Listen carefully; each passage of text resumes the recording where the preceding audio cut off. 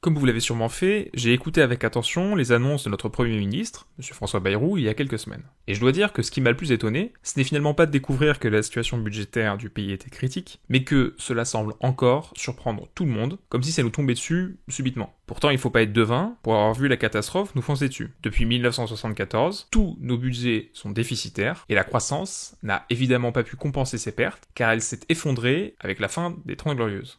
Et comme si ça ne suffisait pas, comme à chaque fois que nous évoquons le sujet, des militants de gauche débarquent avec la même solution depuis 40 ans, qui pourrait se résumer ainsi. Si nous sommes en déficit, il suffit pour retrouver l'équilibre d'augmenter les recettes en taxant les riches. Et c'est ainsi que la taxe Zuckman a fait son apparition dans notre débat national. Alors, plutôt que d'épiloguer, je vous propose d'aller concrètement étudier le cas d'un pays qui a essayé de résoudre son déficit budgétaire par une hausse des taxes sur les plus riches. J'ai nommé le Royaume-Uni. En 2024, le Royaume-Uni se trouve dans une situation budgétaire assez proche de la nôtre, le déficit public est de 4,8% du PIB. Mais le pays vient d'élire un gouvernement de gauche à sa tête, avec le travailliste Keir Starmer comme Premier ministre. Donc pour résoudre le problème, Keir Starmer va appliquer la méthode classique à gauche, augmenter les impôts sur les plus riches. C'est ainsi qu'à l'automne 2024, le gouvernement, par le biais de sa ministre des Finances Rachel Reeves, décide d'augmenter le taux d'imposition des plus-values, de 10% à 18% pour le taux de base, et de 20% à 24% pour le taux le plus élevé. Une seconde mesure entre en vigueur avec la suppression du statut des non-dom. Alors pour faire simple, ce statut fiscal existait depuis 1799, et il permettait aux riches résidents étrangers d'être exemptés d'impôts sur les bénéfices qu'ils réalisaient hors du Royaume-Uni pendant une période de 15 ans. Alors, pour être tout à fait juste, la réforme avait été initiée par le gouvernement précédent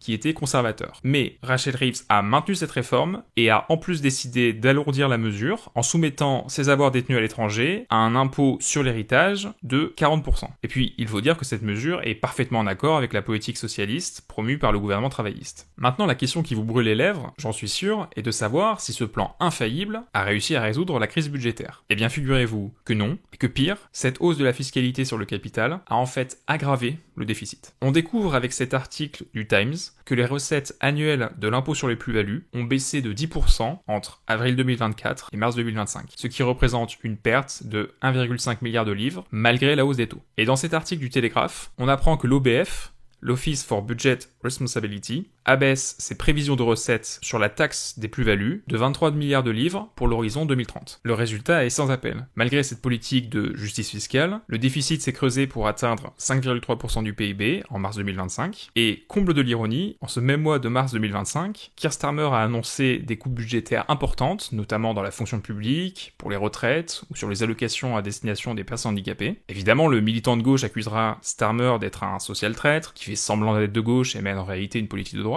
Mais l'examen des faits nous dit tout autre chose. C'est la politique de gauche du gouvernement visant à augmenter les impôts sur les plus riches en 2024 qui a fait baisser les recettes en 2025, obligeant ce même gouvernement à réduire ses dépenses pour combler le nouveau déficit qu'il a lui-même engendré, en plus du précédent. Pour comprendre ce paradoxe, il suffit de regarder la courbe de Laffer, qui est plus connue du grand public, sous sa formule choc, trop d'impôts, tue l'impôt. Elle a été théorisée par Arthur Laffer, un économiste américain, qui part du principe qu'il existe un taux d'imposition optimal, au-delà duquel augmenter les impôts réduit les recettes fiscales. Arrivé à un certain point, la pression fiscale conduit les agents économiques à réduire leur quantité de travail, car ce n'est pas rentable pour eux du fait du taux d'imposition élevé. On peut aussi ajouter que les plus riches peuvent décider de quitter le pays, considérant que le taux d'imposition est trop élevé, entraînant avec eux une perte de recettes, car ces derniers payent une grande partie des impôts. En fait, c'est ce que l'on observe au Royaume-Uni, où les millionnaires fuient le pays suite à la hausse des impôts. Dans ce rapport de Henley & Partners, on apprend que 16 500 millionnaires vont quitter le pays en 2025,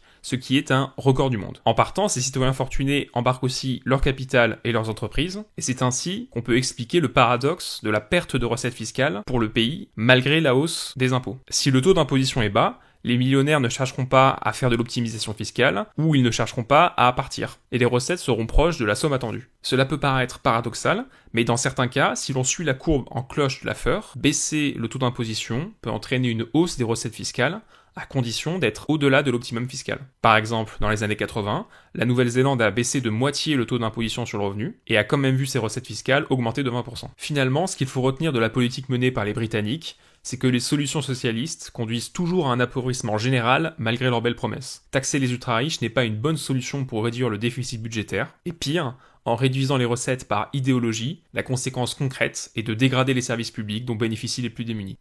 Alors je vous remercie pour votre écoute, et comme toujours, si vous voulez aller plus loin, vous avez nos sources en description.